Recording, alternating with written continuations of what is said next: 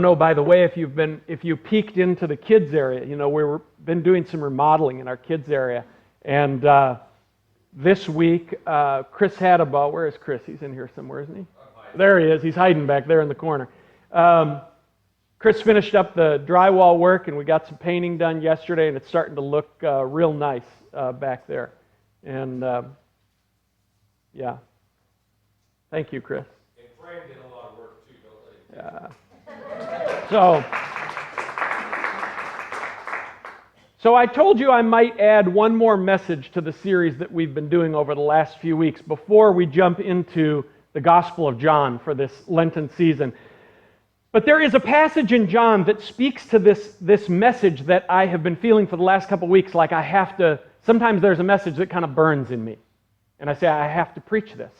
And it turns out there's a passage in John that speaks to this message almost perfectly. So we're going to start John today, not in chapter 1, but in chapter 6, and then we'll have to kind of backtrack. And yet really, even from this series, this is really still a changing light sermon because it's kind of the final thing that I want to say in that series at this point about the place that we are living right now in this juxtaposition of modern Christianity and Western culture, modern culture. So my message this morning is called, Is There a River in the Wasteland of Modernity? In John chapter 6, there is a fascinating story. It starts out with Jesus feeding 5,000 people. You know this story probably. So Jesus feeds 5,000 people. There are 5,000 people gathered. They're out away from all the cities. They hear Jesus preach. The disciples are freaking out because they don't know how they're going to feed these people, right? And Philip gets out his calculator and on his cell phone, and he says, Lord, it would take 6 months' wages to feed these people. And Jesus is like, you feed them. What do we got? Well, we got some loaves and some fish. All right, pass it out. They pass it out. You know the story. Turns out to be enough, and they collect all the extra that comes back. And so everybody's kind of camped out. They're like, well, we ate. May as well sleep. Everybody's camped out. And the next day, the crowd gets up, and Jesus is gone because Jesus has gone around the lake, the Sea of Galilee, to Capernaum. And the people say, we got to go find Jesus. I mean, this guy does pretty amazing things. So they go find Jesus, and when they get there, of course, they want what they want from Jesus. And in verse 29 of John chapter 6, Jesus is talking about, not just pursuing the bread that fills the stomach, right? Pursuing the bigger thing, the everlasting life. And the people say to him, what shall we do that we may work the works of God? And Jesus answered and said to them, this is the work of God, that you believe in him whom God has sent. And so then they say, so what sign will you give us to show us that you're the one that God has sent? Which is sort of interesting because he just fed 5,000 people. And they're like, well, what sign will you give us to show us that you are in fact the one? And they bring up Moses because they say, well, we know you did a pretty good thing with the bread, but Moses gave us bread from heaven. Remember the story about the manna? Moses gave us bread from heaven, and he gave it to us every day. You're like, oh, right. So you're kind of a one-time thing, but, we're wondering. And so Jesus says to them,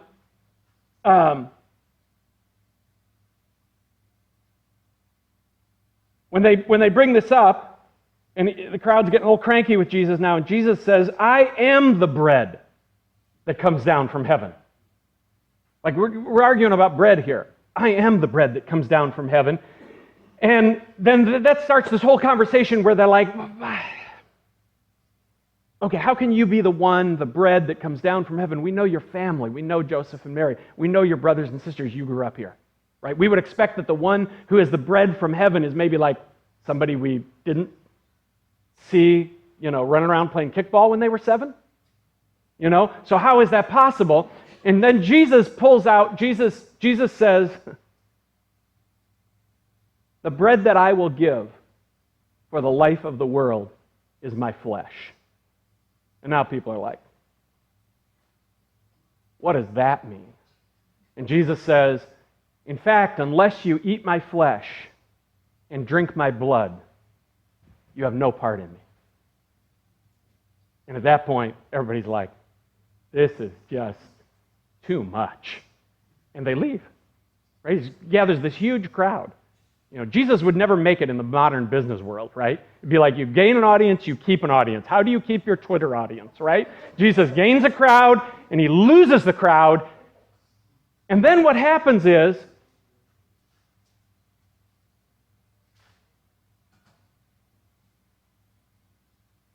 pick up the story, John chapter 6, verse 60. And so many of his disciples, when they heard this, they said, this is a hard saying about eating his flesh and drinking his blood. Who can understand it? And when Jesus knew in himself that his disciples complained about this, he said to them, does this offend you? What then if you should see the Son of Man ascend to where he was before? It is the Spirit who gives life, the flesh profits for nothing. The words that I speak to you are spirit and they are life. Jesus is like, this is a metaphor. And then he talks about who's going to betray him. And it says in verse 66, from that time on, many of his disciples went back and walked with him no more.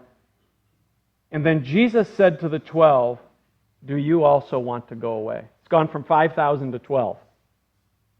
It says, do you also want to go away? But Simon Peter answered him, Lord, to whom shall we go? You have the words of eternal life. Also, we have come to believe and to know that you are the Christ, the Son of the living God. Everyone I know who has really had an awakening to Christ feels just like Peter. Where would we go?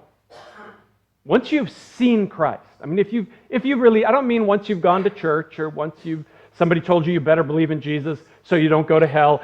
I'm saying once you've perceived Christ in your inner person, where else would go? To whom would we turn?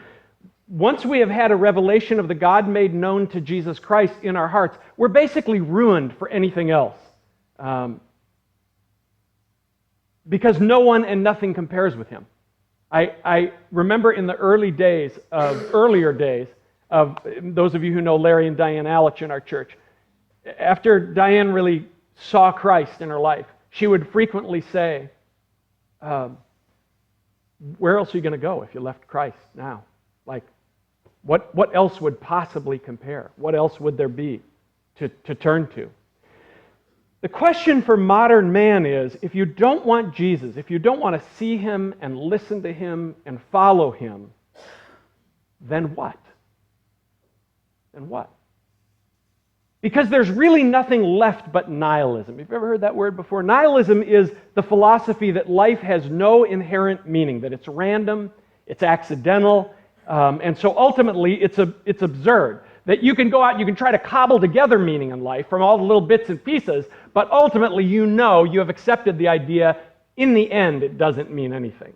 We're just squirrels gathering nuts on a spinning ball hurtling through space.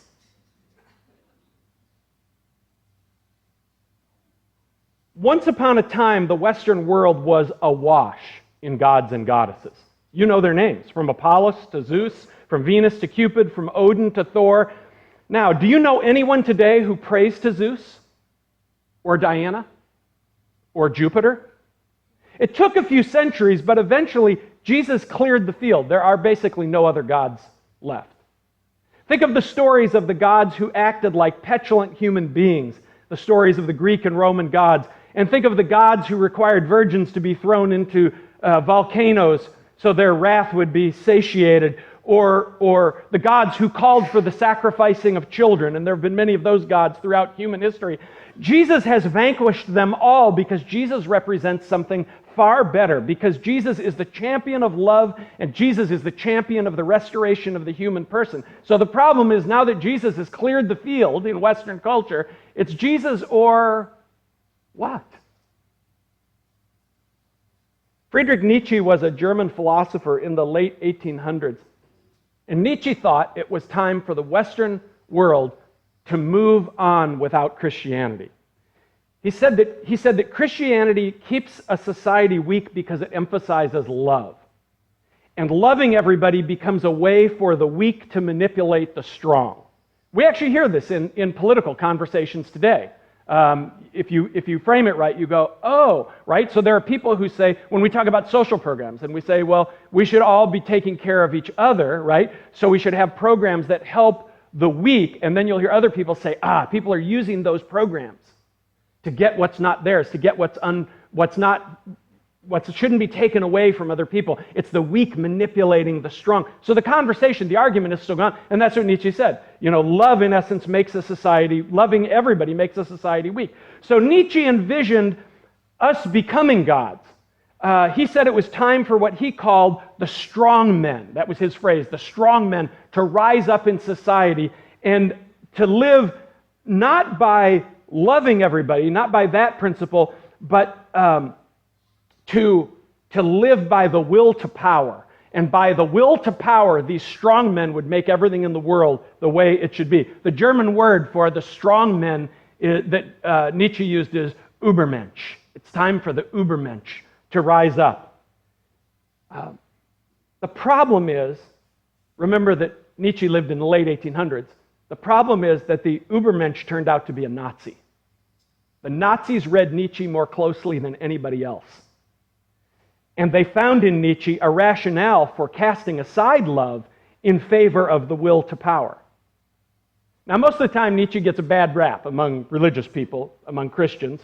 But I'll tell you that Nietzsche was insightful. What you have to remember was that Nietzsche was looking out at, in his case, Western Europe, which had been Christian for 1900 years. And he was seeing that not very many people who wore the name of Christ actually lived like the things Jesus taught, like in the Sermon on the Mount. So he saw that Christianity wasn't this powerful force, wasn't taking culture. In fact, often it was used to kind of veil bad behavior. Keep in mind that Nietzsche lived at the time when colonial powers from Europe were going across the globe, and in the name of being Christian society, they were stealing countries and stealing resources and enslaving human beings. You've probably heard of the slave trade. Do you know that when the colonial powers went to all those countries, the military and the missionaries traveled most of the time on the same ships? So Nietzsche was looking out of that world and saying, Christianity has failed. He's famous for having said that God is dead. He didn't really mean that God as God is dead. He meant the idea that this whole God thing actually takes society somewhere, that's over.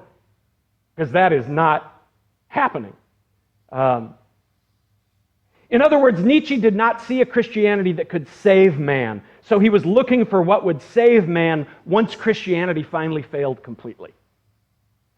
Nietzsche's fear was that instead of the Übermensch, we'd get what he called the last man, which was his way of saying, if there's no God that can take us anywhere, and the idea of the strong man fails, there really won't be anywhere left for human beings to go in terms of how they think about life.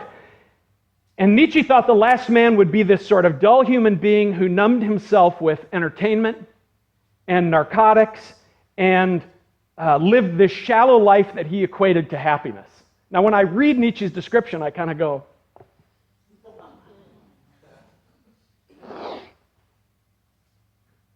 Nietzsche, in essence, described what today we might call the couch potato. Nietzsche's real fear was that nihilism, that we had to leave Christianity behind, but when we did, we might end up in a meaningless universe. Hence his lament that he is famous for, 2,000 years and no new gods. Right? Christ was like the last one. Later on, the German philosopher, also having given up the idea that Christianity could salvage the future, named Martin Heidegger. Heidegger's famous for saying, only a God can save us now. But he'd rejected the idea that Christianity was the religion of that God who could save us. And so we could say to Heidegger, when he says only a God could save us now, the question is still, what God? What other God is there? Jesus has cleared the field. There are no other gods left. Jesus is the last God standing. Now, if you look out at Western culture, you might say, well, if you look out beyond Western culture, you might say, well, Pastor Fran, what about the gods of Hinduism? If you talk to modern Hindu people, what you'll find is that most of them believe in their traditional gods and carry out their customs because it's their tradition, because it's their culture, because it's the faith they know, because it brings comfort in the face of life's hardships and in the face of the loss of their loved ones. But fewer and fewer modern people believe in that magic of the old gods, that if they offer this little sacrifice to that God will act in some decisive and powerful way for them. So there are the remnants of the gods in culture, but it's not what it was in ancient times. Or you might say, well, what about Islam? Isn't Allah in competition with Jesus? Let me tell you something about Islam. In its best forms, its adherents are drawn to Jesus. Did you know there's a whole poetic stream within Islam that is all about like the heart? Like we talk in our church, in Christ, about being made into human beings. There's a whole stream of Islam that's about the heart and about transformation. And in that stream of Islam, when you talk about Jesus, they say, oh, yeah, Jesus. Because they've read the Sermon on the Mount. Because they've read Jesus' teachings, and they're like, Jesus is right about everything. That's at the best end of Islam. In its worst forms, in the worst forms of Islam, Allah takes on the worst elements of how Yahweh is portrayed in the Old Testament. Because, there's a common heritage there, right? Muslims trace their heritage back to Hagar and Ishmael. In the book of Genesis, and then they see that there was sort of a departure, right? Went off to be a Jewish thing, and Muslims would say, conservative Muslims would say, that was wrong. It wasn't supposed to go off to be a Jewish thing. It was supposed to go off to be an Ishmael thing. And so in its worst forms, Allah takes on the worst elements of how Yahweh is portrayed in the Old Testament. Tribal, vengeful, and brutal. And everyone except Muslim fundamentalists knows that this is not a God who can save us. That's why the rest of the world is looking at fundamentalist Islam and saying, yeah, that's not it. So I stand by what I said. 2,000 years and no new gods. Jesus has cleared the field. Who can compare with the God who says, love is everything? Of course, our modern society, which has been in the process of giving up on Christianity for a long time, really has as its only recourse self-help. The hope that we can go down into the self, and the broken self can find a way to heal the broken self. And the sick soul can find a way to cure the sick soul. And here's the thing. You'll find many good insights and tidbits in modern self-help efforts. I'm not against all that. It's not all bad. The problem is its assumption that as human beings, we see well enough to figure out the human soul and to change substantially as human beings without some larger help. But the truth is that we really can't do that. We can't deeply change without some larger help because we're too fearful and we're too blind and we're too selfish. We need someone to open our eyes. We need someone to speak the truth to us about so many things. And we need someone to heal us with love. This is why Paul says, in Christ are hidden all the treasures of knowledge and wisdom. They're in Him. If you look at Jesus long enough, you start to go, oh, I didn't understand that. I didn't see that. I didn't see that about me. I didn't see that about life. The theologian and philosopher David Bentley Hart has written these words: modern persons will never find rest for their restless hearts without Christ. For modern culture is nothing but the wasteland from which the gods have departed. And so this restlessness has become its own deity. In other words, the God of modern culture is, how am I going to feel better for a little bit right now? Not going to ask any of the big questions. Interesting phrase that David Bentley Hart uses. The wasteland. Isaiah the prophet lived at a time when the people of Israel had been unfaithful and the surrounding nations had been ungodly, and Isaiah foretold judgment coming upon them all. And that's really what the book of Isaiah is. It's this book about judgment coming on Israel and coming on the nations. But mixed into Isaiah, I think because he can't resist himself, mixed into Isaiah, who is ever the poet, are these passages where Isaiah just erupts in talking about what the restoration will look like when God brings a river into the wasteland, when God restores Israel, when he restores humanity. And I want to just read you a few lines from Isaiah chapter 35. The wilderness and the wasteland shall be glad for them, and the desert shall rejoice and blossom as the rose. It shall blossom abundantly and rejoice, even with joy and singing. This next part is actually quoted by the writer of Hebrews in the New Testament. Strengthen the weak hands and make firm the feeble knees. Say to those who are fearful-hearted, be strong and do not fear. Behold, your God will come with vengeance, with the recompense of God. He will come and save you. Then the eyes of the blind shall be opened, and the ears of the deaf shall be unstopped. See, this is what we need as human beings. The eyes of the blind shall be opened, and the ears of the deaf shall be unstopped. And then the lame shall leap like a deer, and the tongue of the dumb shall sing. For waters shall burst forth in the wilderness, and streams in the desert. The parched ground shall become a pool, and the thirsty land become springs of water. This is what Jesus came to bring. A river of restoration for human beings in the midst of the wasteland. You know these words. Jesus said, the one who believes in me, out of his innermost being shall flow, I bet you can finish it for me, shall flow. You didn't say it with a lot of conviction, though. Out of his innermost being shall flow rivers of living water. Jesus says, this is something I came to do. So we've been talking about how there's no new God coming to save those in our culture who have given up the hope that salvation is found in Jesus Christ. There's nowhere else to go except to kind of try to cobble together a little meaning of life from this and that. But now let's talk about how how we as modern Christians are thinking about what is offered to the world in Jesus Christ. Most modern Christians, or at least the loudest ones, look at Western culture, including American society, and they suspect that there's a great decline underway.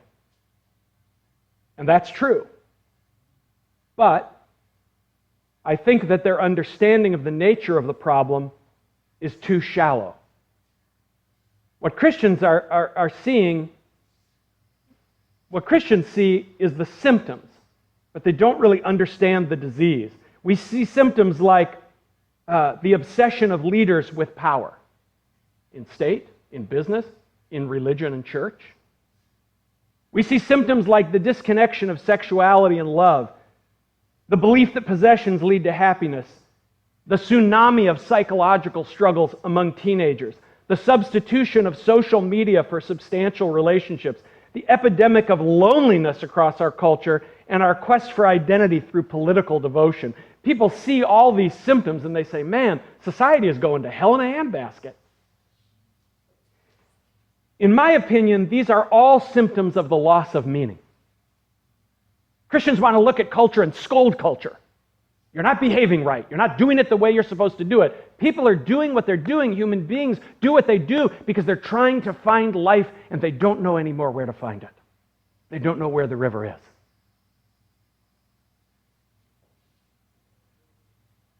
If we aren't there yet, we're on the verge of Nietzsche's last man. And what he suffers from is that he doesn't know who he is or what life is. But here's the thing. Too often, neither does the modern Christian. The modern Christian is either finding his identity in us versus them partisan politics and culture wars, or trying to find happiness doing what the rest of society is doing, which is trying to cobble together meaning from all little bits and pieces. This week I found myself thinking that there are some great ironies in the present moment. in many ways, especially ways that have to do with equality around issues of race, women, immigrants, those in the LGBTQ community. In many ways, when it comes to equality issues, the broader culture is way ahead of the church. Christians are the ones resisting equality on many fronts and resisting conversations about equality in these areas of modern life. The irony is that the broader culture got all these ideas about equality, are you ready for this? From Christianity.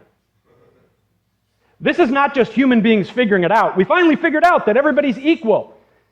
This is actually the fruit that is finally coming from 2 millennia of Christianity in Western culture.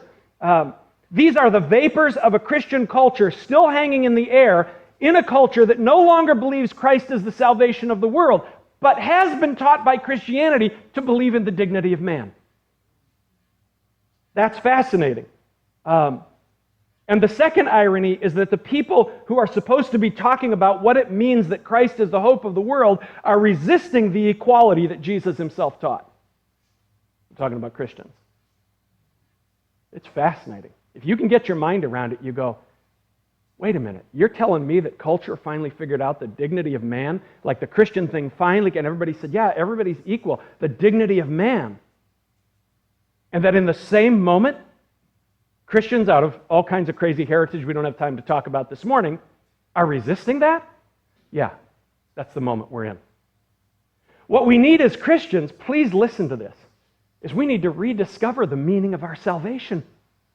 We need to ask whether there is, in fact, a river of life that still runs through the wasteland of modern culture. Because you see, our salvation is not in a political takeover of the United States.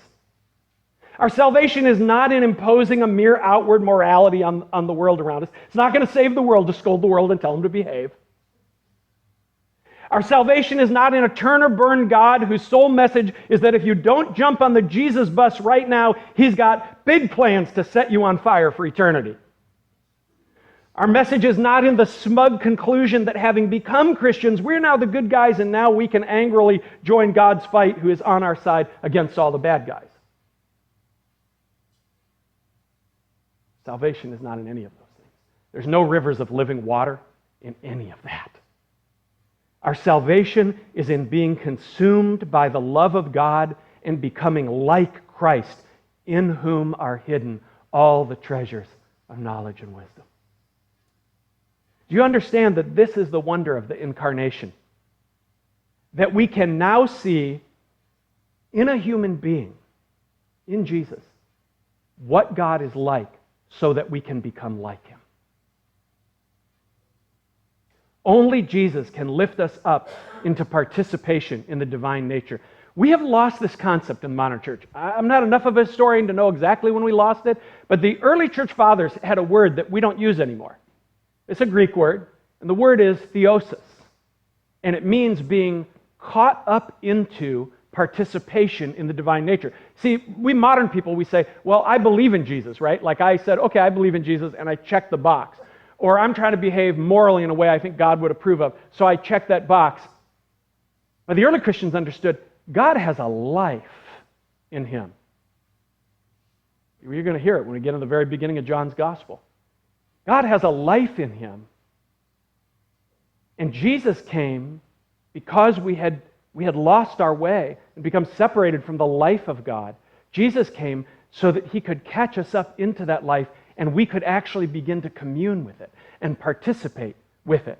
This is Peter's words that Peter says in the beginning of 2 Peter, that Christ has come that we might, and these are Peter's words, that we might become partakers of the divine nature. Holy smoke. And he says, thereby escaping the corruption of the world. That's the only way you're going to escape the corruption of the world. It's by becoming a participant in the divine nature, a partaker in the divine nature.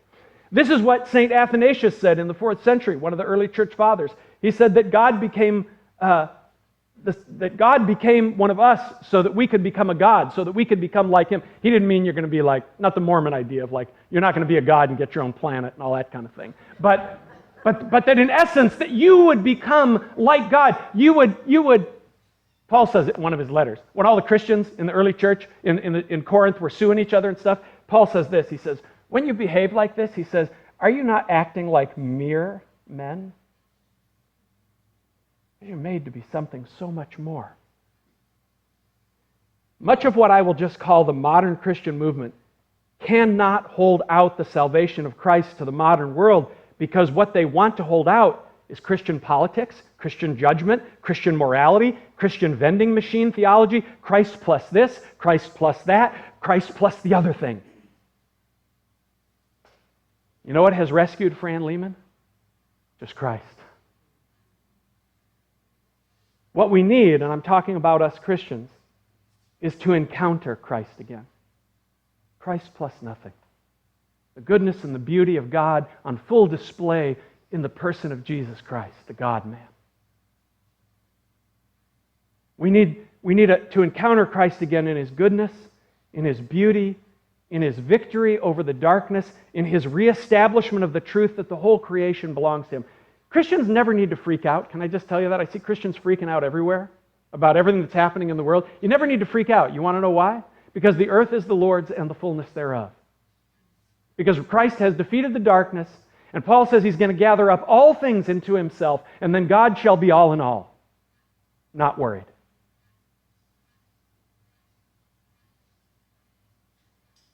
That we might know again in the depth of our souls that there is no one but our beautiful Christ who can resurrect the human soul from death into real life.